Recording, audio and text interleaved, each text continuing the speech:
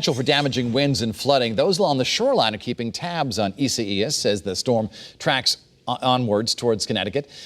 Channel 3 New Haven Bureau Chief Matt McFarland is live now in the Elm City with all the details for us. Matt?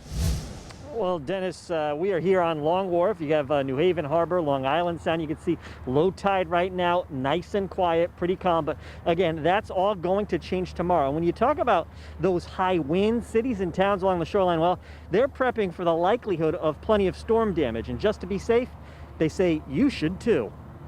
Enjoying the sun and the surf, Marianne CORSARO enjoys one last beach day before Isaias barrels up the East Coast and towards Connecticut. Make sure I have batteries, enough water, enough food for myself and my dog. The car's filled with gas just in case you have to leave, you have to get out. And she isn't the only one in Milford making plans. With the storm forecasted to bring flash flooding and high winds, public works crews spent the afternoon getting their bucket trucks and their wood chippers ready to go. The same goes for their street sweepers, backhoes, and payloaders, making sure everything is greased up and working in case they need to clear roads. We just want to take the precaution, get everything ready, have it done now, so we're not waiting to the last minute.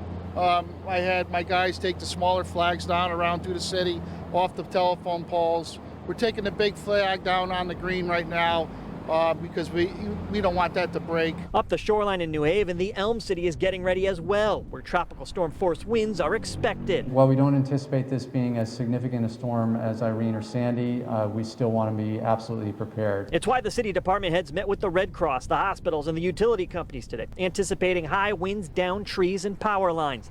The city says it's already positioning equipment into a shelter site should they need to open. But with the coronavirus, things will be different. On a good day, utilizing all the space, 2,200 people. If we do activate that shelter, there will be between 50 and 80.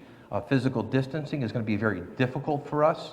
We're going to make sure that that folks there are safe by wearing masks, by sanitizing their hands.